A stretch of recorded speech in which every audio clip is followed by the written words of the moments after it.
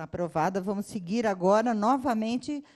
Josete, esquece agora um pouquinho a escola. E você vai apresentar para a gente o relatório, né, da ouvidoria. Nós, na última reunião, houve um compromisso, né, da presidenta Ana Fleck, de que essa apresentação viria para o começo desta sessão, porque ela foi prejudicada na sessão anterior, né? Então, mesmo assim, olha, nós temos... você consegue fazer essa apresentação em até 10 minutos? Vou me esforçar. Tá. E depois a gente terá um tempo quase equivalente para comentários, ok? Bom, não é nem necessário muito mais tempo que isso, porque, como o relatório é enviado com antecedência, acredito que todos leram, então eu fico mais aberta a qualquer manifestação em relação ao que está no relatório do que propriamente uma apresentação que seria meio redundante. Mas, na primeira parte, análise crítica, uma contribuição, eu chamo a atenção para o fato da incoerência do nosso discurso quando os instrumentos de participação popular são digamos, colocados em segundo plano ou são até mesmo rejeitados de alguma forma. Não podemos, na verdade, fazer comunicação pública se não nos comprometermos efetivamente no nosso dia a dia em respeitar instrumentos e rotinas que, na verdade, não são comuns da nossa vida, porque nunca nos foi exigido nas nossas práticas profissionais anteriores, mas que são importantes agora, porque se nós não fizermos de acordo com o discurso que nós vendemos para fora, ou seja, o discurso autorreferencial, nós estaremos devendo a nós mesmos e, muito certamente, as nossas atitudes internas, os nossos procedimentos internos vão se refletir no produto que a gente faz e ficaremos devendo, em termos de comunicação pública, naquele discurso final que sai pela televisão, pelo rádio, pela agência. Vamos cometer erros pela falta de hábito de respeitar alguns instrumentos que são os descritos como os instrumentos de participação popular. Não é? Entre eles, evidentemente, é o que eu reclamo aqui, a ouvidoria. Quando eu digo que, para se livrar dos reclamos da ouvidoria, são fornecidas informações rápidas, inexatas, só para se libertar do incômodo da reclamação do cidadão e cumprir um papel que a lei diz que é o que a ouvidoria exige.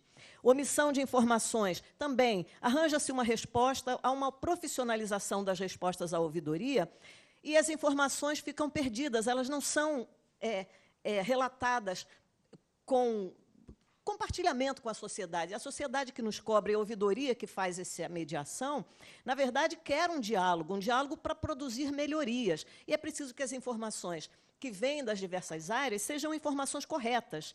Até porque, quando as respostas não são exatas, a ouvidoria cumpre um papel de passar propaganda enganosa, em última instância, não é? Ou de passar coisas inverídicas, que poderemos ser cobrados disso. Então, dou aqui alguns exemplos que todos certamente leram e conhecem, alguns já foram referidos em reuniões anteriores, não é preciso retornar. As respostas indelicadas também mostram uma falta de hábito, vamos dizer assim, ou de disposição nossa em de dialogar com o cidadão que, muitas vezes, não tem o preparo para nos perguntar. Por exemplo, sobre a grade de programação. Por que botou isso? Eu preferi aquilo. Tem que se respeitar até isso. E explicar para ele como é que se compõe uma grade de programação, para ele poder cobrar das outras emissoras privadas lá por que fizeram isso e não aquilo. Então, nós temos um compromisso pedagógico para fora, não é? Mas também deveremos ter para dentro, porque se a gente não se alinhar com esses procedimentos, nós não estamos fazendo comunicação pública. Estamos fazendo a mesma coisa que fazíamos em outros veículos, com o incômodo de ter um cidadão no nosso calcanhar. E a ouvidoria lá, junto com o cidadão, fazendo um papel de repasse de informações que nem sempre são as adequadas, as mais corretas, e que possam contribuir para as soluções. Não é? Por quê? Se o que vem para a ouvidoria não é o correto, não é o encaminhamento, não é exatamente o que está acontecendo, a ouvidoria não pode contribuir em nada para melhorar os nossos serviços. E a obrigação da ouvidoria é essa, contribuir para a melhoria do serviço que prestamos ao cidadão e à sociedade. E eu levo isso muito ao pé da letra. E, para isso, é preciso que a gente saiba o que está acontecendo. Não pode ser uma resposta diplomática para a ouvidoria. Tem que haver um diálogo mesmo. A gente encontrar a solução e oferecer respostas mais adequadas. A invisibilidade da ouvidoria é a questão de A ouvidoria sumiu de tudo, não existe nenhum banner, uma coisa, fale com a ouvidoria. Tem uma coisa lá no pé do portal, numa letrinha miúda, e tem que rolar tantas vezes a página para chegar na ouvidoria que nenhum cidadão chega lá. Mas lá em cima tem um Fale Conosco. Ouvidoria não é Fale Conosco, não é 0800, não é call center, e ali está um Fale Conosco. Um repórter aqui de São Paulo, Felipe, que eu até relatei aqui, ele queria fazer na matéria dele uma menção à ouvidoria e dizer como falar com a ouvidoria, porque a pauta dele foi sugerida por um cidadão, ele se deu o trabalho de fazer. Mas, quando chegou nessa parte de dizer como é que se fala com a ouvidoria, ele se viu tão perdido que não dá para relatar de maneira objetiva, como exige o jornalismo, como é que se chega na ouvidoria. Então, a ouvidoria padece de uma invisibilidade. Na agência tinha lá a coluna da ouvidoria, sumiu com um novo design, enfim, sumiu, não existe coluna. Os programas estão sendo feitos, dependem de uma série de coisas. Então, a ouvidoria está padecendo de uma invisibilidade, que é uma coisa que nos deixa fragilizados como comunicação pública, empresa pública de comunicação, nos deixa fragilizados. Que eu digo até que a ouvidoria é uma peça de marketing positivo. Aqui, o cidadão pode falar com cada um dos gestores, pode dar opinião, a sua opinião será respeitada. E, se a gente não tornar isso visível, nós somos os outros fazendo pior. Vocês me desculpem a força da expressão. A reação à ouvidoria é outra coisa. Na lei diz o seguinte: a EBC contará com uma ouvidoria dirigida por um ouvidor a quem compete exercer a crítica interna da programação por ela produzida ou veiculada, com respeito à observância dos princípios e objetivos dos serviços de radiodifusão pública, bem como examinar e opinar sobre as queixas e reclamações de telespectadores e radioouvintes referentes à programação. Isso significa que, quando nós fazemos a crítica, nós estamos apenas cumprindo a nossa obrigação.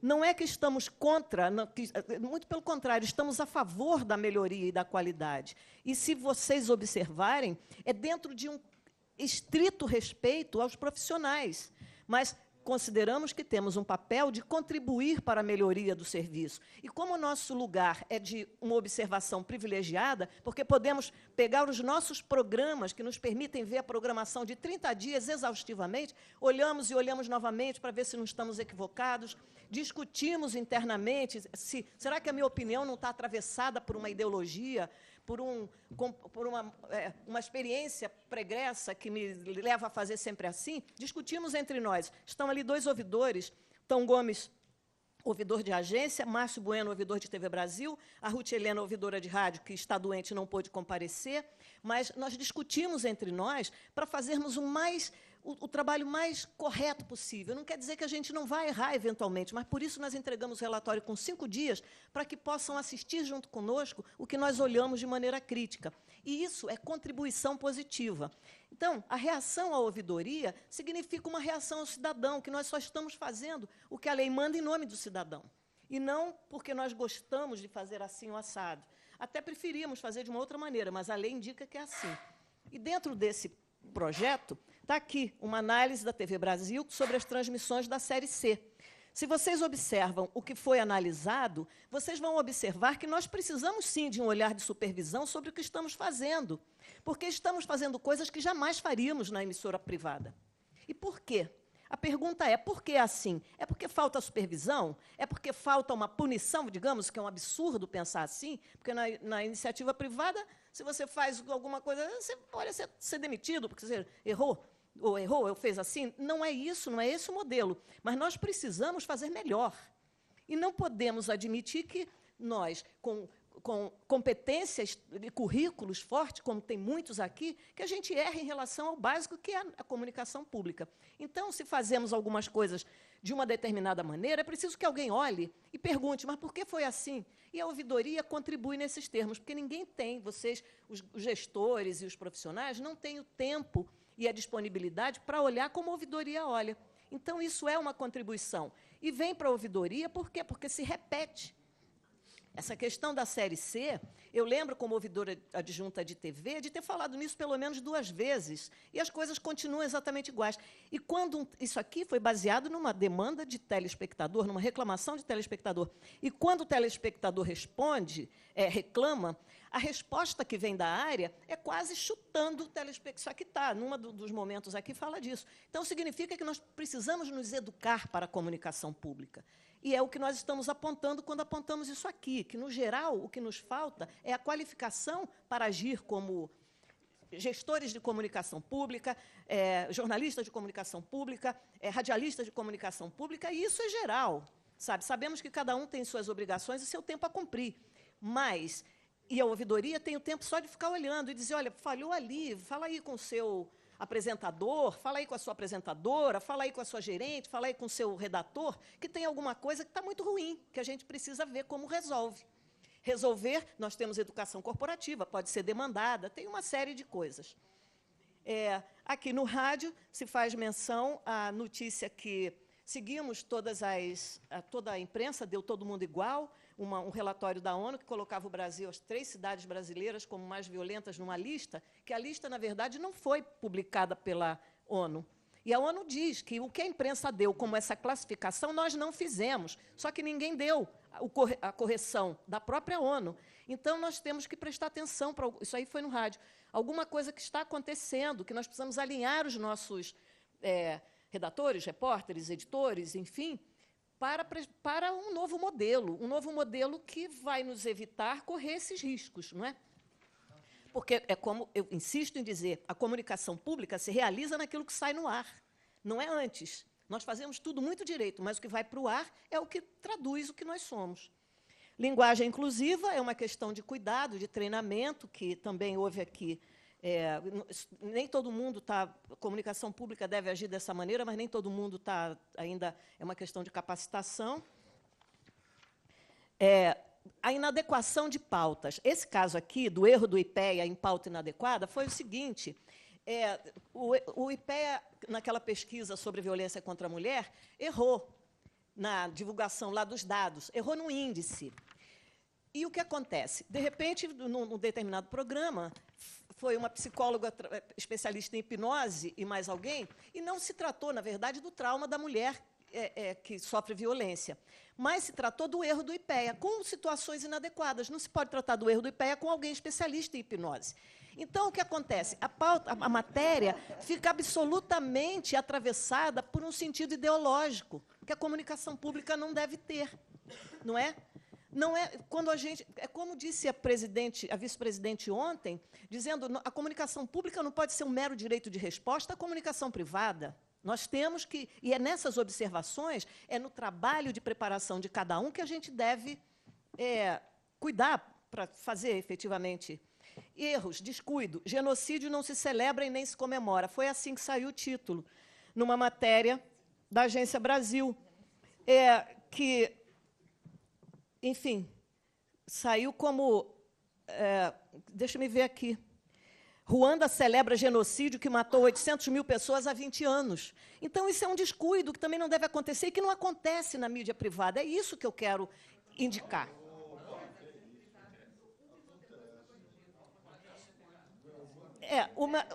Não, mas o genocídio, a palavra genocídio.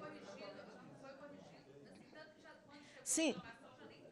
Mas veja, tem aqui todo o relato. Houve a correção que houve a correção imediata, mas ainda há tempo, porque é uma agência, há tempo de se expandir. Aí recebemos a seguinte coisa: credo, como alguém pode celebrar um genocídio? De um demandante. E aí fomos olhar novamente, porque já estava corrigido, mas dentro do texto permaneceu. Então, nós precisamos ver o que ocorre. Pode ser uma pressa, uma pressão na rotina de trabalho, pode ter 1 milhão de motivos, porque... pode ser um erro, aqui se supôs um erro de tradução, mas seria menos grave do que um erro de descuido. São Paulo não tem fotos. As matérias de São Paulo estão sendo ilustradas com fotos de arquivo que se referem a outras circunstâncias. Faz 2 meses, pelo menos, que não há foto atual do evento que está sendo noticiado, e parece que não tem fotógrafo, eu não sei. Não tem fotógrafo. Porque o que parece foi um levantamento do ouvidor de agência. Aqui é uma sugestão que foi dada por um demandante, que nós já conversamos até sobre isso, que, ao invés de manter...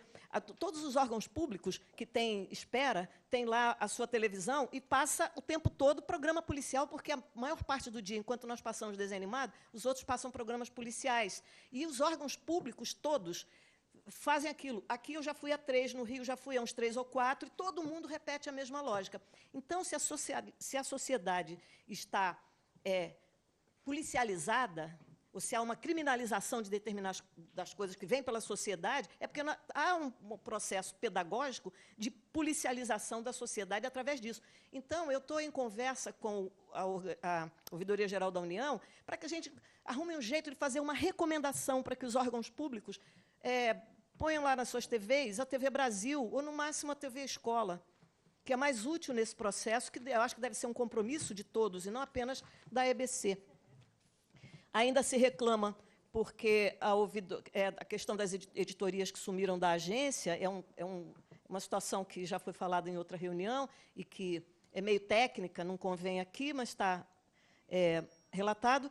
E, nesse relatório, nós trazemos também o monitoramento de conteúdo na cooperação técnica com universidades. Dos aspectos que demandam investimentos na TV Brasil, que é feito pela Universidade Federal do Rio Grande do Sul, eu acho que o mais interessante de se relatar, todo ele está aqui no relatório, mas o mais interessante de destacar é que eles consideram que há uma inadequação de se colocar um jornal entre 2 blocões de desenho animado, porque isso fala com um público específico de desenho animado, que não é o público de jornal. Então, que a gente perde a audiência de jornal aí. Isso é uma coisa interessante de se observar. As rádios, o monitoramento deverá ser feito pela UNB, mas que ainda não alinhou totalmente a sua metodologia de análise, por isso não veio, mas virá, eu espero, no próximo relatório. Nos destaques da manifestação do público, continua a questão do sinal, da TV, da rádio.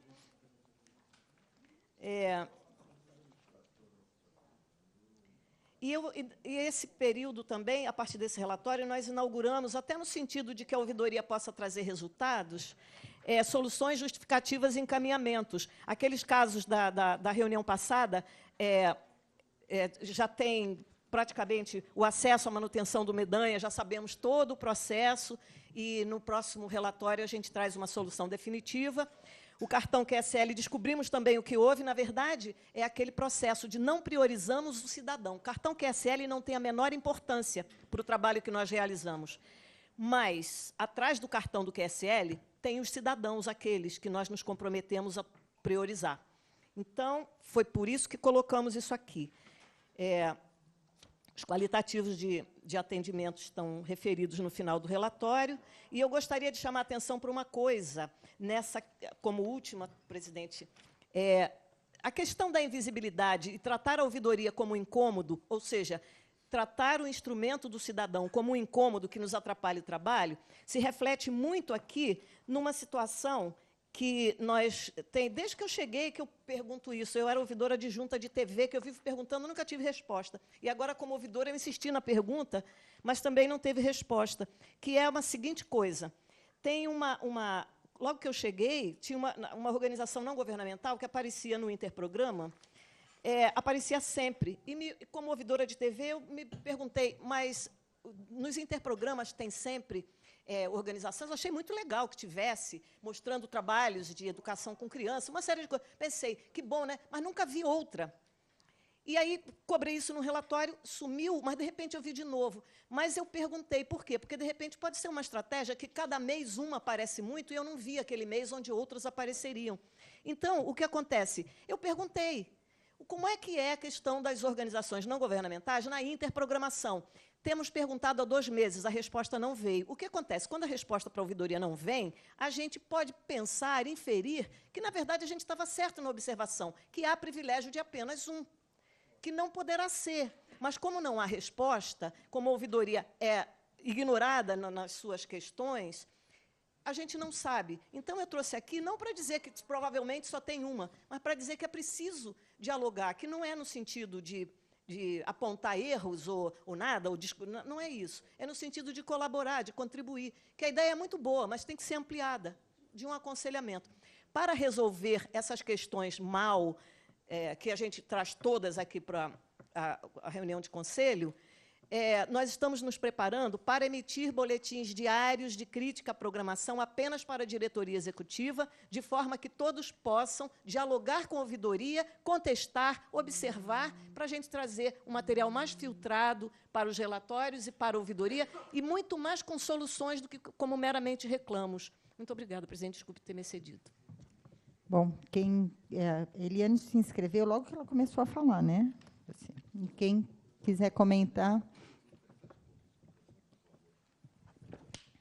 Eu gostei da sua exposição, apesar dela ser muito amarga, mas isso é próprio da humanidade. Agora, o grande problema é o seguinte: a senhora pulou um texto aí sobre o futebol da TV Brasil. E o paraibano tem razão. A TV Brasil tem uma visão carioca do futebol brasileiro. E o Brasil hoje é um pouco mais amplo que o Rio de Janeiro. E aquelas pessoas só pensam no futebol carioca. E, no entanto, tem o paraibano, tem o de todo o Nordeste, tem de todo o Brasil hoje, tem no Oeste. Então, eu acho que aí a senhora não registrou, mas é bom que o presidente ouça o que eu estou dizendo. Porque Mas está no relatório que ela mandou. O paraibano tem razão. É muito carioca aquele programa, particularmente nos domingos. Eu, como palmeirense, derrotado e destruído, fico muito angustiado. O texto do relatório, o relatório foi minucioso. Está ali o ouvidor de TV Brasil, foi minucioso durante dias, olhando e olhando aquela partida, decorou cada lance para poder fazer um relatório muito criterioso que nos ajude a corrigir exatamente essas distorções que incidem fortemente sobre aquilo que são as recomendações que estão na lei da comunicação pública. Ok, vamos passar, então, a palavra às conselheiras e aos conselheiros, porque, senão, nós vamos sacrificar o nosso coffee break. Então, vamos lá. Eita, que a presidente vai... Bom, eu queria começar justamente com isso. Eu sou usuária de transporte público. Eu viajo para esse Brasil e sou usuária de transporte público. Então, assim, no ônibus, na Paraíba, eu vi a seguinte pichação: odeio sudestinos. Achei ótimo, porque pôs na caixinha Rio, São Paulo e Minas Gerais. Eu imagino o que significa, então, a expressão nordestino, né? Colocar na caixinha todo mundo ali, né? Do Maranhão à Bahia. Então, assim, eu acho... Eu fico imaginando, assim, essa parte que trata do futebol é exemplar. É exemplar. Né? Tratar como redução de gastos, fazer a Série C no Norte, Nordeste e Centro-Oeste como se fosse uma caixinha só, em que o cara que sai de Campo Grande tem que viajar 3.540 quilômetros, que é muito mais do que São Paulo para Buenos Aires. Gente, pelo amor de Deus, é para ter muita raiva de sudestino. É para ter muita raiva. Então, assim, acho que eu já tinha falado no relatório anterior, Josete, assim, na última reunião eu já tinha colocado, achei que foi muito precisa a mudança no relatório da ouvidoria, acho que ele está muito mais objetivo. Acho que trazer esses exemplos muito concretos da nossa vida, do nosso cotidiano, do nosso fazer, eles é bastante pedagógico e eu espero que seja muito bem aproveitado os relatórios.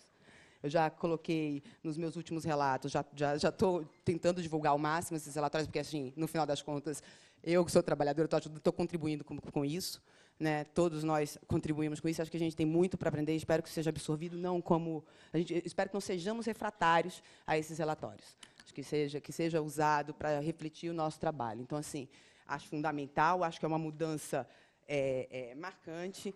Tem vários momentos aqui em que se relata o preconceito que nós temos, assim, seja o preconceito em relação ao doente mental que aparece aqui na rádio, a história lá dos nordestinos.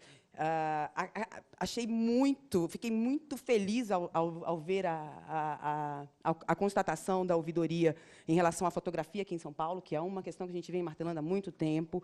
Então, assim, como é que uma cidade do tamanho de São Paulo não conta com uma equipe, né? A gente tinha um fotógrafo para cobrir todo mundo, agora não tem mais nenhum fotógrafo. Então, assim, fico muito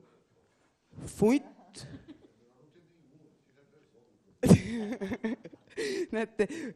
Assim, e o exemplo que a ouvidoria resgata dos 3 moradores de Marcilac sendo amarrados em frente à prefeitura, que poderia ter sido uma imagem fantástica, enfim. Eu fico muito feliz em ver esse relatório. Eu vou contribuir para divulgar, né? E espero que cada vez mais a gente possa aproveitar. Enfim, acho que é um bom proveito. Ainda do futebol. Eu era mais ou menos recém-chegado ao Conselho e tive assim, a felicidade, eu me orgulho muito Foi circunstancial, nada que eu fiz excepcional, mas eu tive a sorte de cair na minha mão o relato sobre se a IBC deveria ou não fazer o contrato para a Série C. Eu fui eu que relatei no Conselho esse processo, favoravelmente e entendendo claramente naquele momento que era, sim, como está aqui no relatório, um gol de placa. E é. Né? Realmente está primoroso isso aqui. Assim, tá? É muito interessante o modo como mas ele não é um problema da EBC, eu quero deixar claro, de TV Brasil. Assim, quer dizer, eu já toquei nesse assunto em reuniões do Conselho.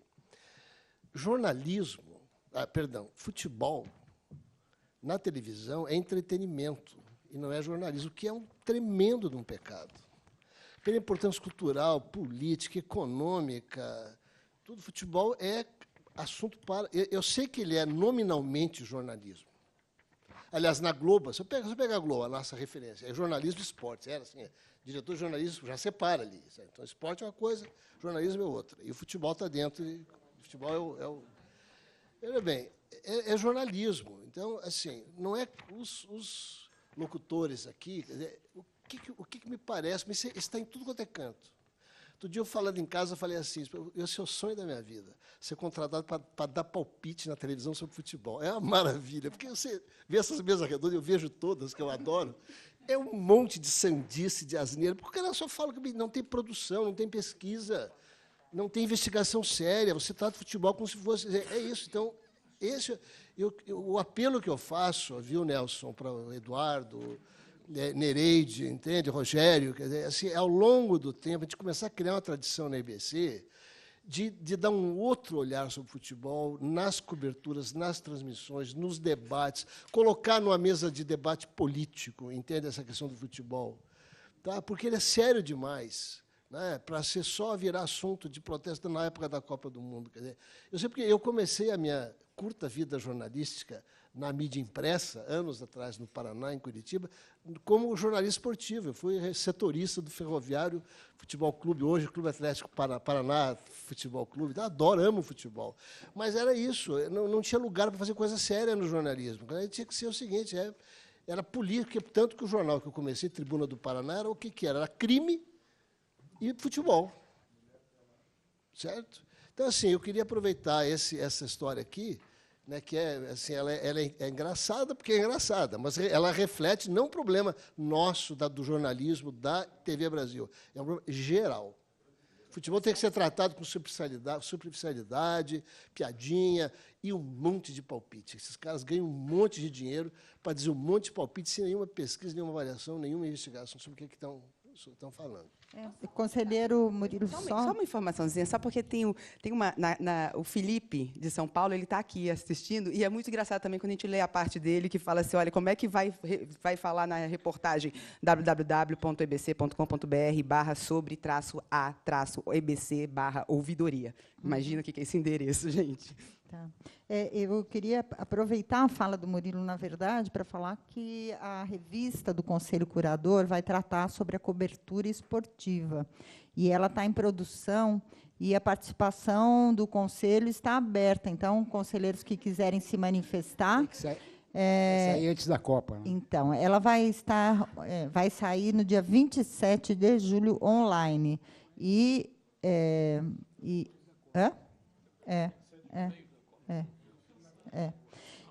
Não, de junho.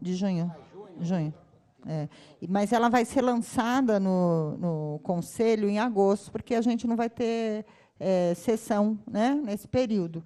Mas eu acho que até essa reflexão, né, Murilo, poderia ser um artigo para a revista. E ela vai ser apresentada pela jornalista Priscila Crispi. Fechou. Pronto. Quem que está inscrito agora? Eu jogo rápido. Falem aí. Você falou, matou a charada. Agora, nós temos que descariocar, despaulitizar e desbrasilizar o noticiário, de um modo geral. Não? Isso aqui não é só... É válido para todo o Brasil. O futebol é a cultura brasileira. Agora, não deixam desenvolver a cultura brasileira. E quanto ao Nordeste, eu me lembro, não sei se você se lembra, tinha um personagem do Enfield que falava, quando o Enfield morava em Natal, ele falava do Sul Maravilha, justamente porque lá o preconceito do Sul Maravilha em relação ao Nordeste e também em relação à etnia negra, faz parte o papel da mídia pública é acabar, romper com isso, né? Senão a gente não estaria... E não é só no futebol, não. De um modo geral, acontece em todos os setores da vida nacional, na política, na economia e tudo. Então, é um desafio romper isso. Posso falar? Estava inscrito aqui o conselheiro José Martins, o Daniel também se inscreveu, e eu não tinha visto a sua inscrição aí. Contamos com a cortesia aí dos conselheiros. A minha observação é a seguinte: me parece que o trabalho da nossa ouvidora, comparando com os anteriores, além do trabalho profundo de ouvidoria, ela, na verdade, faz também, se bem observo, um verdadeiro trabalho de ombudsman, no caso de ombudswomen, porque ela analisa muito a questão interna da empresa. Então, essa observação que eu faço só, mas não a critico por isso. Obrigado. Daniel, não. Presidente, eu queria fazer uma observação. Eu tenho lido sempre os relatórios do ouvidor. Esse aqui não, porque eu recebi agora. Mas todos eles são muito bem feitos, com bastante, eu diria, com bastante visão e bastante profundidade e equidade. E esse relatório, comparando ao que nós temos na indústria, ele vem a ser um trabalho de controle de qualidade, quer dizer, uma inspeção. Na indústria, nós temos, cada produto que se põe, ele é inspecionado qualitativamente. No início, quando se formou a qualidade, antes da guerra, seu objetivo era separar as peças boas das ruins. Com o tempo, aí, em função da velocidade que se aumentou nos veículos, no armamento, tudo, a qualidade começou a assumir um aspecto extremamente importante que passou a definir o grau de competitividade, melhor ou pior, que as empresas tinham. Então, não adiantava mais inspecionar um canhão ou metralhadora depois dele estar pronto. Porque aí estava o erro, um parafuso que não funcionava, ou a mira que não estava na posição correta. Aí se criou, então, o que chamava-se de inspeção volante. A inspeção que acompanha a peça, desde que ela começa, ela vem correndo, até chegar na parte final, na montagem. E tudo isso são feitos relatórios. E esses relatórios é exatamente o que você coloca aqui. Aqui tem as reclamações, as sugestões, e aponta os erros. E esses erros é que tem que servir, presidente, para a EBC como um painel para correções. Porque a coisa que mais desestimula um controle de qualidade, que mais desestimula uma equipe empresarial, é você apontar uma falha, que você levou dias de pesquisa, se incomodando até ter a verdade na mão, e ninguém toma nota daquilo lá. Eu já disse dentro da fábrica, eu não admito erro duas vezes. Eu já disse para o cara, porra, manda o ônibus sem o teto. Porra, mas aquele painel com velocímetro errado, eu não quero mais que aconteça, porque aquilo já foi reclamado. Então, erro repetido é burrice, é abusar do cliente. E isso, então, destrói uma equipe e toda providência, presidente, que não é tomada, quando não se criar uma equipe paralela que vá fazer com que isso aqui seja como 6 sigma ou como 0 defeito, reduzir isso para um volume muito pequeno, a equipe, primeiro vocês que fazem, e a equipe que está construindo se sente altamente frustrada. Tanto que a gente fala, qualidade não corrigida é, dentro de uma empresa, é a estratégia mais broxante que existe, é a qualidade que não é corrigida. Porque hoje, qualidade não é mais argumento de venda. Qualidade é uma obrigação. Eu não posso vender esse óculos aqui sem uma perna. A coisa mínima que o meu cliente exige é que ele tenha duas, a não ser que eu tenha uma orelha só. Então, esses detalhes qualitativos, cara, não, porque o produto nosso é melhor do que o outro, então tem que cobrar mais caro. Qualidade não é mais argumento, qualidade é obrigação. Então, nós temos obrigação na EBC de zerar esses defeitos todos aqui.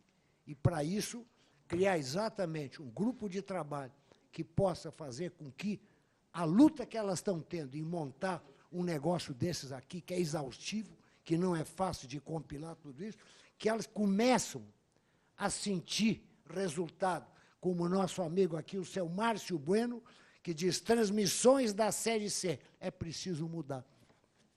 Esse pessoal que aponta o zero de qualidade tem ideias fantásticas. As empresas se formam.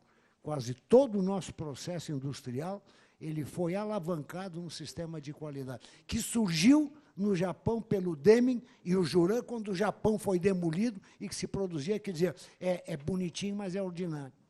Que o Japão não tinha matéria-prima, não tinha nada, e ele precisava exportar.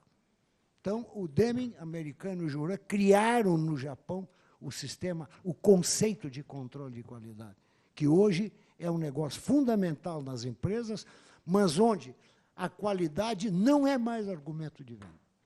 É uma necessidade, é uma obrigação. Isto no modo da gente vestir, no modo da gente proceder, no modo da gente tratar as pessoas, é na telefonista, quando atende, da Folha Empresa, dá bom dia, etc., que o senhor daí, quer dizer, educar, esse é o controle de qualidade que a gente tem. Começa nas pessoas, começa na maneira de como se dirigir a todo mundo que trabalha dentro da companhia, isso é fundamental. Eu queria cumprimentar vocês pelo belíssimo relatório. Eu acho que isso aqui, presidente, é o pontapé inicial de nós começarmos a criar dentro da EBC um sistema, uma equipe que vai corrigir isso, e aí você vai atender tudo isso. Inovação, ética, cidadania, etc., etc. E aí dá para falar 1000 vezes mais em universidade corporativa. Obrigado. Daniel vai falar? Rapidinho, presidente. Inclusive, que incorporo completamente as críticas e os cumprimentos, naturalmente, à nossa ouvidora. A primeira, eu queria aprovar uma recomendação aqui para que, primeiro, a gente mude imediatamente o acesso ao endereço da ouvidoria, né, e acabar com essa história da invisibilidade. Ela tem que ir para um lugar nobre, em todas as nossas páginas, em todos os nossos programas, né, que sejam disponibilizados. O recurso da ouvidoria tem que aparecer com num lugar nobre, né? E a gente tem que facilitar, e os leitores, e os ouvintes, e os espectadores têm que ver na EBC a diferença porque a maioria desses falhas conosco, né, eu já falei várias vezes conosco e não aparece nada, né? Não vem resposta nenhuma. Aquilo é mera formalidade. Então, acho que a gente deve também, aí, nesse particular, aparecer como alternativos, né? Então, eu reiterando os cumprimentos aqui, eu acho que a gente podia aprovar tanto essa coisa da visibilidade máxima, a acessibilidade rápida, e gostei muito dessa proposta aqui do conselheiro, da gente criar uma equipe, né, que realmente inviabilize a repetição dos erros, né? Por outro lado, e finalmente também, eu lembraria que talvez fosse necessário uma divulgação dentro da empresa para a gente ir alterando esse comportamento, porque é uma cultura realmente que a gente tem no país, né, de uma certa irritabilidade, que não é só aqui do Brasil, né, uma irritabilidade quando aparecem críticas, né? E essa cultura você pode modificar com campanhas, né, destinadas a esse fim específico, né, de modo a que as pessoas vão se educando, porque é uma questão de educação. Né? Pois é, da pessoa não se sentir como impertinência uma reclamação ou uma crítica, mas como uma contribuição, porque há tantas pessoas que veem uma falha de qualidade e não têm paciência de reclamar e apenas giram um botão e vão procurar outros programas, outras empresas, etc., etc. Então, quer dizer, essa pessoa que reclama, ela tem que ser fidelizada, né? Ela tem que ser celebrada, né? Cumprimentada pela reclamação que fez. Eu acho que isso é que a gente tem que primar por tudo isso. Então, eu queria provar essas recomendações aqui para dar uma proposta um apoio à de ouvidoria. recomendação pela visibilidade, acessibilidade. Isso eu acrescento que inclui simplificar aquele procedimento intermediário, que é preencher um formulário onde você coloca se você já está formado pela Escola Nacional, né, de Comunicação Pública, você tem que informar, dar detalhes, assim. Eu não consigo chegar até o fim daquele formulário, né? E divulgação de um e-mail, e também tem o Fale Conosco, mas também tem que ter o Fale com a Ouvidoria, mesmo que os dois conduzam a ouvidoria, mas eu acho que também tem que ficar explícito. Eu faço também minhas as palavras aí de cumprimento pelo seu trabalho, né? E queria colocar em votação. Essa proposta aqui do conselheiro do grupo de trabalho que iria trabalhar sob o provérbio romano, né? Errare humanum est, perseverare diabolicum. Né? Eu só queria perguntar se a ouvidoria em si não é uma equipe, um grupo que poderia estar fazendo esse trabalho. Não, a formação de um grupo para trabalhar a questão de controle de qualidade, é isso? Que é uma coisa que estaria separada da atividade da equipe da ouvidoria, é isso? Seria um grupo adicional? Então, está colocada, então... Será que...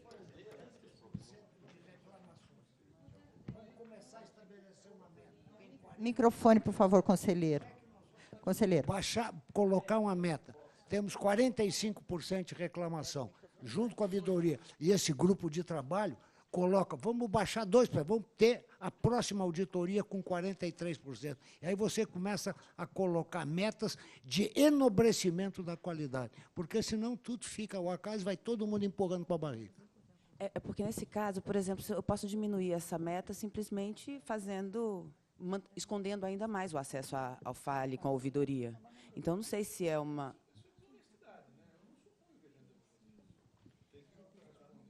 Não, é só porque eu estou colocando esse exemplo, Eduardo, só que eu comecei a colocar esse exemplo só para tentar falar assim, olha, tem uma nova coluna... Posso terminar de falar, Eduardo? Obrigada. Então, assim, eu só acho que é diferente, de repente, o trabalho de comunicação é um pouco diferente do processo mecânico, em que você tem lá, em que a pessoa está com a peça concreta ali, e, às vezes, você diminui o acesso, ou esconde o Fale Conosco, ou você caiu a audiência, enfim, eu não sei se essa meta pode se encaixar tão bem, assim, se esses parâmetros podem ser tão transportados assim, para o meio da comunicação. Eu quero lembrar que a Josete trouxe aqui uma coluna nova, que são soluções justificativas e encaminhamentos. E quem lê o relatório todo vê que também tem uma cobrança ao Conselho Curador, que recebe antes, mas que acaba não enviando os comentários que são feitos pela ouvidoria. Então, não sei se a gente já tem os instrumentos, já tem a ouvidoria, já tem o Conselho Curador, já tem uma estrutura que possa fazer essa cobrança. Eu tenderia a reforçar essa proposta aqui das soluções justificativas e encaminhamentos, ao invés de criar um novo grupo. Conselheira Rosane, conselheira Ima. Eu não me referi ao trabalho aqui, primeiro, porque eu também concordo que eu acho que a forma com que foi apresentado a ouvidoria está muito bom, porque não apresenta e dialoga, sistematiza, levanta, problematiza. Então, acho que está muito bem apresentado o relatório. E eu parto do princípio de que eu acho que é importante acompanhar erros que se repetem, porque tem erros que são mais técnicos, mais fáceis de resolver, e tem erros que são parte da cultura e que são parte do processo. Não vai ser simplesmente assim, dizer que nós temos que fazer uma mudança de passar a mostrar o Rio, São Paulo e Brasília. Que sonho que fosse que isso resolvesse com um problema técnico. Seria super fácil, mas isso não se resolve com um problema técnico. Isso é muito mais complexo, né? Então, eu acho que a gente pode continuar. Acho que a preocupação dos... não dá para a gente ficar sempre avaliando, e sempre voltar e olhar, e as mesmas erros, as mesmas dificuldades estão aqui, mas também não vai ser criar um grupo de 3, 4 pessoas que vai ficar monitorando, que vai resolver isso. Eu acho que é uma coisa mais complexa. Acho que a gente precisa continuar acompanhando o processo da ouvidoria, continuar fazendo debate no Conselho e ver apontar, junto com a ouvidoria, quais são os elementos que a gente deve construir de forma coletiva, né? Porque eu acho que criar um grupo que vai monitorar, eu acho difícil, neste contexto complexo que é o fazer comunicação.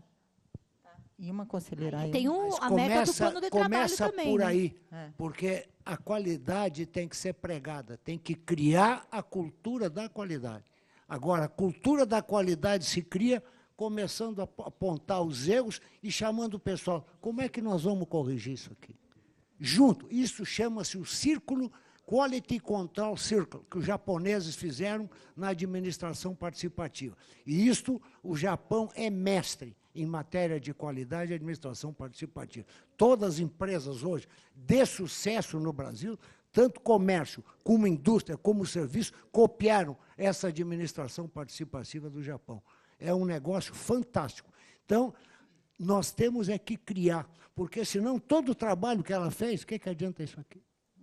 Alguém providenciou para que isso não aconteça, foram estabelecidas metas de correção, como enobrecer a qualidade, como vender essa ideia para o pessoal. Eu fiz lá, eu participo do conselho do Grupo Mãe de Deus, lá em Porto Alegre. Nós, há 5 anos, nós tínhamos 200 e pouco, nós estamos 1.600 leitos hoje, e o setor de qualidade dentro do Mãe de Deus, que eles nem sabiam o que era. Eu fiz palestra, dei instruções, levei os caras na fábrica. Hoje, o Mãe de Deus, em matéria de qualidade, é um hospital sensacional. Você olha o chão, olha, tudo é feito como padrão de hotel. Num leito lá dentro, tem todas aquelas escovinhas de dentro, pastinha, não sei o que, caderninha. Se transformou. A pintura do hotel do hospital foi transformada, alegre. Então, isso tudo é qualidade.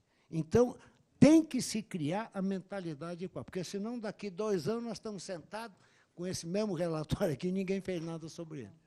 Ó, conselheira Ima, depois a Josete quer dar fazer um comentário final e nós vamos encaminhar para decidir.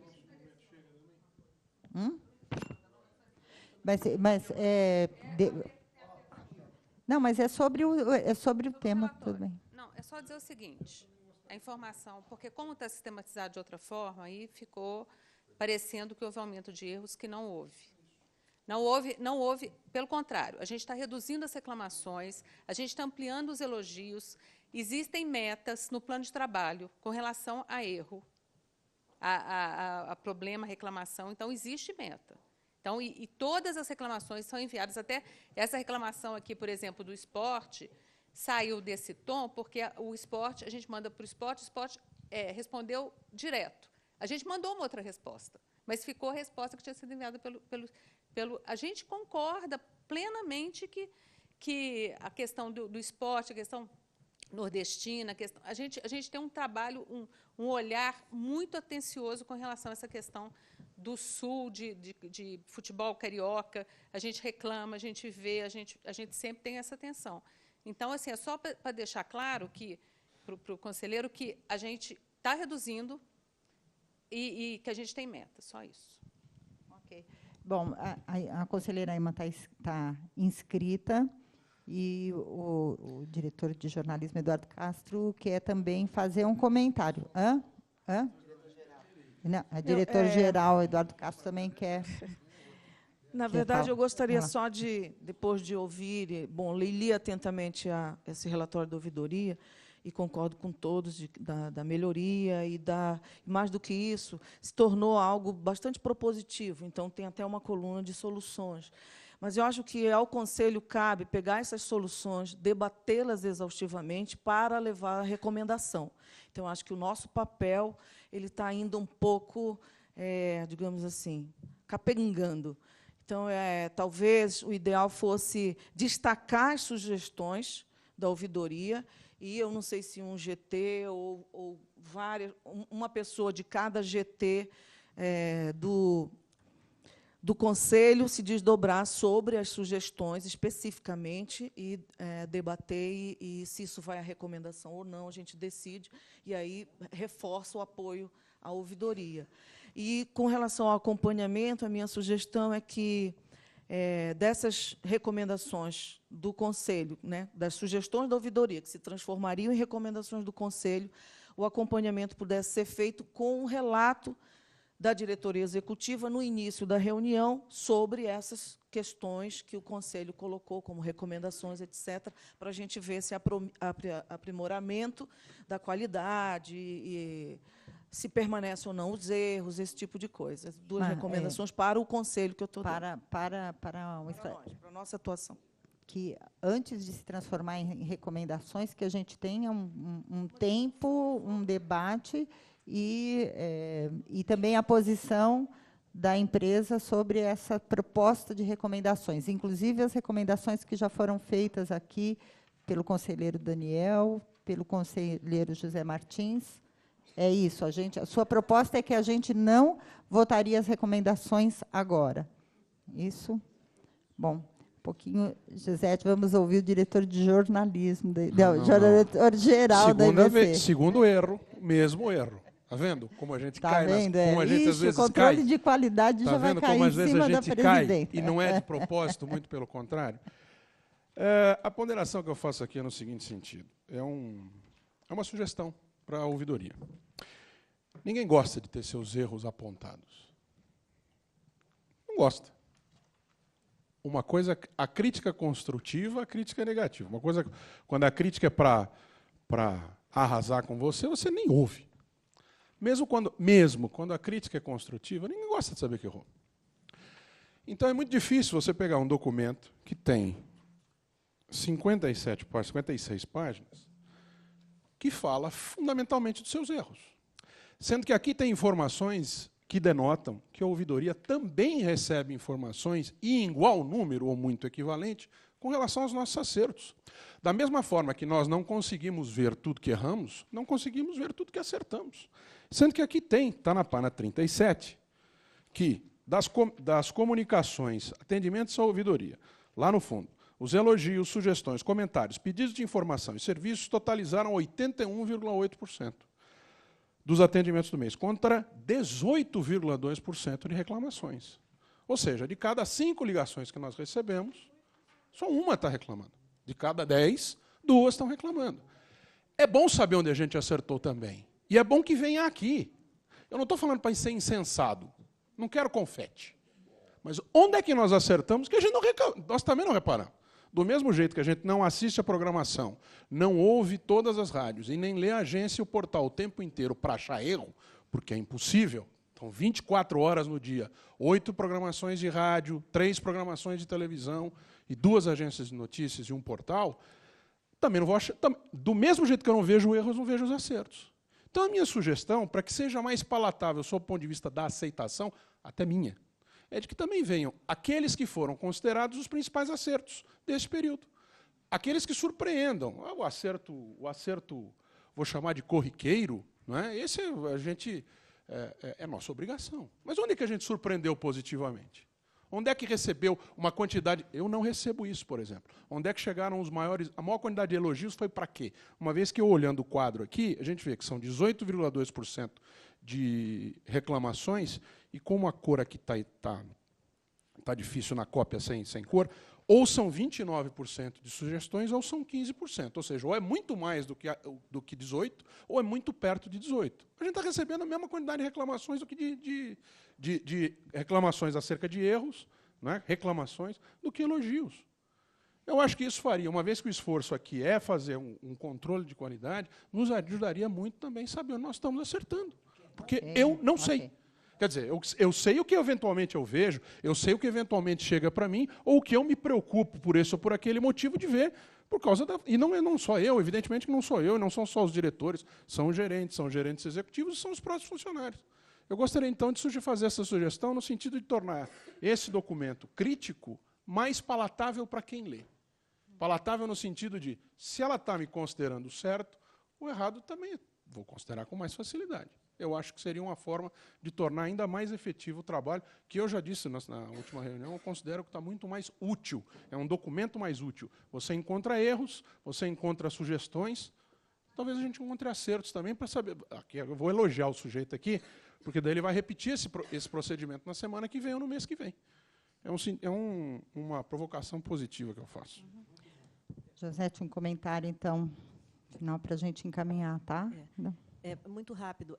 Na verdade, eu só pretendia dizer que o relatório apontando erros não, coisas a se investir, fragilidades que nós devemos cuidar, ele não, embora não relate, ele não desconhece o esforço de qualidade. Por exemplo, o jornalismo tinha uma crítica diária que era feita pelo hoje ouvidor de agência de TV Brasil, ouvidor adjunto de TV Brasil.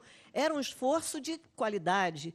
Agora, o que acontece aí, já na direção do que recomenda o Eduardo, sim, diária, era um esforço de qualidade, sim. É que a ouvidoria tem a obrigação de apontar aquilo onde nós devemos trabalhar para melhorar a qualidade. Teve um único relatório, até pensando que é preciso trabalhar também esse aspecto, eu fiquei me perguntando, como ouvidora adjunta de TV Brasil, para que serve exatamente o elogio, que não seja para tornar as coisas mais palatáveis, mas que tipo de solução um elogio encaminha. E eu fiz uma análise de um programa que estava recebendo muitos comentários elogiosos, que era um caminho da reportagem, foi sobre os 100 anos do Gonzagão. Eu fui olhar o programa para ver. Eu me emocionei com o programa na primeira hora. Eu falei, puxa vida, realmente, né? Olhei pela segunda vez para fazer um olhar mais crítico. O programa era perfeito, tinha 3 erros, que ele era tão perfeito que eu não podia colocar os erros no meio dos elogios. Botei como nota-pé. Era um erro de narrativa na passagem do repórter que estava editado com corte inadequado, era o vamos e voltamos que estava confundido, tinha 2 vezes vamos, e era o Paz do centro... asa branca, aliás, que era asa com Z, e o repórter falava todo o tempo com aquele letreiro atrás e não explicava por que era com Z. Então, eu fiz isso como nota-pé. E, no arrazoado, eu pensei, mas para que serve o elogio? Eu recomendei que situações como essa, de um programa tão premiado, fosse usado para estimular os outros a fazer melhor e que se fizesse, naquela sessão pipoca, um talk show com os profissionais que fazem tão bem, que são premiados e que fizeram um programa tão bom. Agora, o público, quando nos manda elogio, ele não está avaliando a qualidade técnica do que fazemos. Ele só está dizendo gostei ou não gostei. Por exemplo, muita gente pode ter gostado do futebol da maneira como ele se apresentou, mas nosso compromisso é de observar tecnicamente se aquele futebol que nós apresentamos cumpre o que é o nosso compromisso. Então, o comentário que a ouvidoria faz, o nosso trabalho, embora não cite, não desmerece o esforço que é natural e que nós sabemos que todos vocês, que todos nós empreendemos no sentido de cumprir o melhor do que nós podemos no que é a missão da comunicação pública. Só não cita porque não vai, se eu disser que foi lindo, vai ficar bom, vai ser bom, palatável, agradável, mas não vai fazer, por exemplo, que eu trabalho o erro, que é 1%, mas ainda é o erro. Ainda é o problema, ainda é alguma coisa que eu preciso investir positivamente. Então, eu quero dizer que é apenas função da ouvidoria. E, se por acaso isso está inadequado no relatório, eu peço as minhas desculpas, mas, infelizmente, é o trabalho que nós temos que fazer que contribui com o de vocês, sem desconhecer que vocês têm um empenho pela qualidade, sim, que é o caso que citei do jornalismo, que o ouvidor adjunto de TV Brasil era o controle de qualidade do jornalismo diário. Eu quero saber se foram feitas algumas propostas e uma outra proposta da conselheira Ilma, de que a gente não vote recomendações do tipo de solução a ser dada agora, mas que se remeta ao Conselho a responsabilidade por estar avaliando e estar retornando com propostas de encaminhamento. E também me parece uma demanda da ouvidoria que as questões que são trazidas para o Conselho, que o Conselho também se posicione fazendo recomendações que sejam necessárias, priorizando temas que sejam necessários nas suas reuniões. Quer dizer, que não seja uma mera apresentação para a gente saber o que é que o público está achando, o que a população está achando dos programas. Então, eu não sei se as propostas que foram feitas dos grupos de trabalho, a gente encaminhar isso imediatamente, se a gente consulta o Conselho, se deve se encaminhar já. Eu queria perguntar aos autores das propostas se querem encaminhar já como solução. Aí a gente abre a votação. Do contrário, a gente encaminha a proposta da conselheira Ilma, que o Conselho avalie todas as recomendações que foram feitas e traga uma proposta para o Conselho numa próxima reunião. Eu gostaria de apoiar a proposta da conselheira Ilma. Sem microfone fica mais difícil. Mais razoável, com mais calma, com mais prática, mais razoável e feita com mais calma, até porque me parece que o próprio trabalho da ouvidoria, respeitosamente falando, não pode se sobrepor ao trabalho do Conselho. O Conselho dará a última palavra sobre as questões de conteúdo. Uhum. Bom. Querem votar individualmente ou está votado?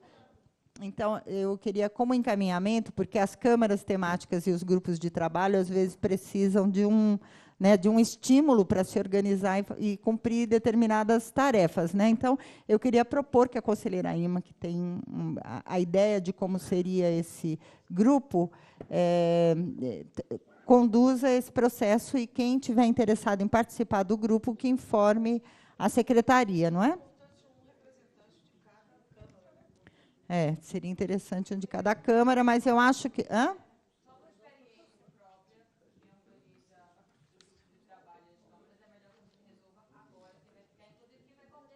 Uhum. Tá. Tá. Quem quer participar desse grupo do controle de qualidade aí, do controle da...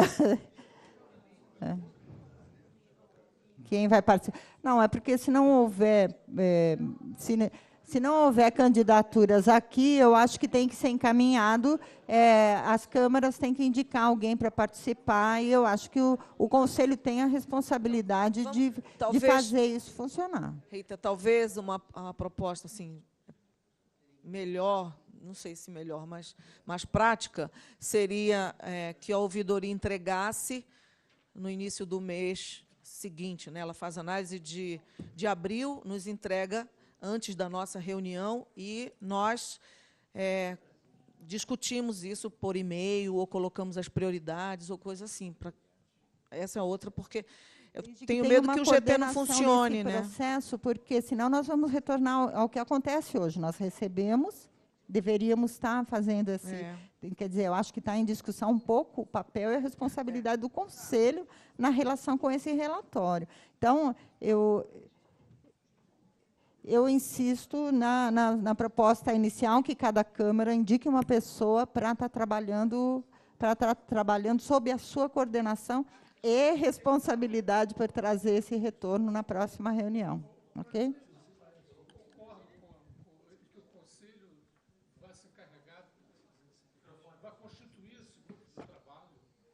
Não é o grupo de trabalho, é para avaliar as propostas que foram feitas aqui e trazer a proposta para a próxima reunião. Ok? Bom, olha, está encaminhado, então, está aprovado, nós precisamos... Por enquanto só tem eu nesse grupo, falta gente, por enquanto só tem eu no grupo. Não, mas é que ninguém levantou a mão. Isso vai ter que ser resolvido. Hã?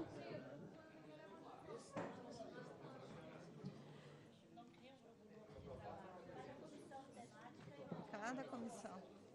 Olha, tem uma queixa aqui da secretaria que se as comissões ficam encarregadas de fazer um encaminhamento desses, que as comissões depois não fazem. Então, as câmaras temáticas. Isso, uma pessoa... e se não houver essa indicação, eu acho que a coordenadora pode chamar de cada câmara, tá? Com a ajuda da secretaria. Tá. Bom, eu acho que está encaminhado, ninguém levantou a mão, não dá para forçar agora. Bom, antes da gente sair para o coffee break, eu vou dar a palavra rapidamente para o Rogério Brandão, que é diretor de produção da IBC, e ele vai exibir o vídeo promocional do História das Canções, que é o novo programa que vai estrear na TV Brasil sobre música romântica. Okay? Boa tarde a todos. Na verdade, esse projeto que nós vamos exibir, a História das Canções, é um dos projetos oriundos do banco de projetos selecionados pela diretoria de produção para atender a demanda da grade de programação. Ele foi concebido junto com o produtor e a ideia dele é de formar acervo. E, por ocasião da questão dos 50 anos do golpe militar, nós pensamos, atendendo até um pouco a sugestão do conselheiro Daniel Arão Reis, nós trabalhamos com compositores que, naquela época, fizeram um grande sucesso, venderam milhões de discos, mas foram marginalizados em função da questão da MPB, de uma elite da MPB que predominava na programação musical das rádios e das televisões. E a ideia também era de resgatar artistas extremamente populares, não só na região sudeste, mas no norte do Brasil, muitos deles vindo do norte, do nordeste, do sul e atuando na região de Rio e São Paulo, onde as gravadoras se instalam, isso é inerente. E esse projeto, a ideia dele é que ele atenda a uma demanda popular. Ele foi um programa feito com assim, a estética popular, eu diria assim, entre aspas, né, o brega, que eu já não considero pejorativo, eu já considero até uma forma de gênero, né? E com uma estética bastante popular, e nós conseguimos localizar e resgatar artistas importantes, como o Amado Batista, a dupla Antônio Carlos e Jocafe, o sambista Bebeto, o Odair José, e nesse promo que nós vamos exibir, nós escolhemos dois artistas bastante conhecidos, um não tanto conhecido do público, que é um grande fazedor de sucessos, que é o Michael Sullivan, que compôs para Tim Maia, para Gal Costa e para outros grandes artistas, até mesmo para a Xuxa, fez várias músicas para o show da Xuxa. E o outro é o Odair José, que nós resgatamos aqui no interior de São Paulo e que continua em atividade. Então, a ideia também é que a gente construa um acervo grande que, no futuro, fique para pesquisadores e para interessados na história da música popular brasileira e que não trabalhe só com aqueles grandes ícones, com os grandes artistas, tá certo? Então, é um promo de 7 minutos e que eu espero que o Conselho goste. Foi feito com um formato bastante ágil, um custo de produção muito baixo e com um perfil para atender a um público popular que a gente entende que a TV Brasil, por ser uma TV pública, ela precisa também falar com uma base popular, né? Então, essa foi a intenção e eu espero que vocês gostem aí. Pode rodar aí a História das Canções, cujo plot é que os artistas contem a origem das canções, que é uma coisa bastante atrativa e curiosa, que normalmente o ouvinte não sabe. Gosta da música, às vezes não sabe o motivo pelo qual ela foi feita. Então é isso, muito obrigado. Olha, só um instantinho antes da exibição, porque tem algumas pessoas que estão com um problema de horário, querem acelerar o coffee break. Então, eu quero saber se você prefere que a gente passe enquanto as pessoas também estão indo para o coffee break, ou prefere deixar para o final da reunião. Eu acho agora para não dispersar. São 6 minutos apenas. Ok.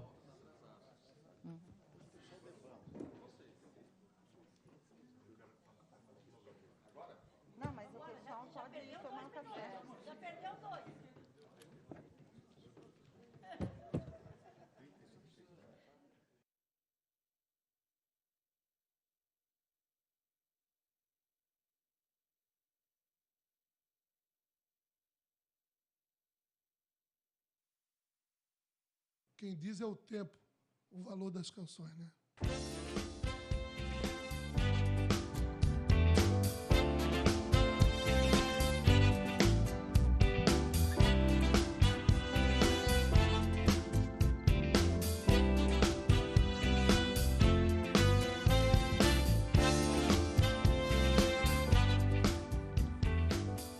Bom, por falar em sucesso, não tem como deixar de citar aqui a sua parceria com o Massadas, né? Com o Claro. Paulo Massadas, que rendeu até para vocês essa inserção no livro dos recordes, né? É. O Guinness Book. Conta a história pra gente.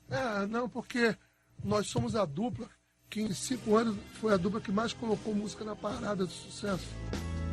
Mas que desse jeito só você sabe fazer. Olhos nos olhos, tanta vida pra viver. Um dia eu estava sentado no corredor arrumando uma letra com o Paulo Massadas e a Gal passou no corredor, muito bonita, linda, tinha vindo um show. Aí falou, eu queria gravar uma música de vocês igual essa do Tim que tá tocando aí, linda, leva. E a Gal foi a nossa musa na hora, né? Igual foi a Elo Pinheiro, a musa do Poetinha lá, né? Fazer Garoto de Ipanema. E nós fizemos um dia de domingo, né? Eu preciso te falar, te encontrar de qualquer jeito. Essa música Estranha Loucura é uma homenagem ao Gonzaguinha. Nós pensamos muito na maneira do Gonzaguinha dizer as coisas. Minha estranha loucura é tentar entender e não ser entendida. Eu tenho mais de 100 músicas gravadas com a Xuxa, mas tem uma que é especial porque foi feita para o filme dela. O filme dela tinha um outro nome. Ela pediu a música principal do filme. Nós fizemos Lua de Cristal e o filme virou Lua de Cristal. Lua de cristal que me faz sonhar, faz de mim estrela que eu já sei brilhar. Lua de cristal, nova de paixão, faz a minha vida cheia de emoção. Lua de cristal que me faz sonhar, faz da minha estrela. Ouça o som do silêncio e componha com teu talento, com muita humildade. Faz da minha vida cheia de emoção. Não perca na TV Brasil História das Canções. Comigo, Michael Sullivan. Até lá. Amado Batista, aquele abraço. Tem aquela música Secretária, que eu namorei com a secretária, até hoje estou com ela, tá? Secretária, que trabalha o dia inteiro comigo, estou correndo grande perigo de parar do tribunal. Secretária. Tem muitas histórias assim, muitos caras casaram com a secretária. Amado Batista, te amo de paixão. Beijo no teu coração e Deus te abençoe. Eu gravei uma música nossa chamada Desisto. E por ironia do destino, ela me fez continuar. Ela foi culpada de tudo isso que aconteceu depois. Porque ela vendeu 100 mil discos na época, e não era no país inteiro, eram 6, 7 estados mais ou menos, mas ela foi em primeiro lugar entre as 100 mais do ano, essa canção. Rosto que beijei, corpo que abracei, olhos de fazer sonhar. Amor, sentimento, ele fala exatamente a nossa linguagem. São coisas que eu não posso esquecer, mas pretendo abandonar. Oi, amado, cadê você? Sentimos a sua falta, volta a aparecer aí. Canta pra gente, Princesa, quem não lembra dessa música? Ou então, no hospital, na sala de cirurgia, e muitas outras. Eu cresci ouvindo meu pai te ouvindo. no hospital, na sala de cirurgia, pela vidraça eu via você sofrendo a sorrir. Vi seu sorriso aos poucos se desfazendo, então vi você morrendo sem poder me despedir. Meu ex-amor, são coisas que a gente não esquece, mas meu coração merece um grande amor. Eu sou um fruto de Jovem Guarda, de Beatles, e estou fazendo 40 anos de carreira daqui a pouco, não é? Então a música romântica ela é eterna. Mesmo não sendo só aquela coisa melosa, tem a música romântica pro lado rock, que é o que eu faço sempre. Né? Eu faço uma música romântica meio pro lado rock. Ao te ver pela primeira vez, eu tremi todo. Uma coisa tomou conta do meu coração. Realmente, ele é PhD nessa matéria de como se fazer sucesso. Era uma tarde tão triste quando ela partiu. Na curva daquela estrada, ela então sumiu. Estamos aí completando 40 anos de carreira, com 32 discos gravados. Devo lançar o 33º nesses 40 anos aí. E é maravilhoso poder ter uma história como essa aqui, né? Esse é o resultado exatamente do que aconteceu na minha vida, na minha carreira. Fazia um dia bonito quando ela chegou. E era uma tarde tão triste quando ela partiu. Olá, eu sou Amado Batista e quero convidar todos vocês para assistir aqui comigo as histórias das minhas canções na TV Brasil. Quando ela chegou, e era uma tarde tão triste quando ela partiu.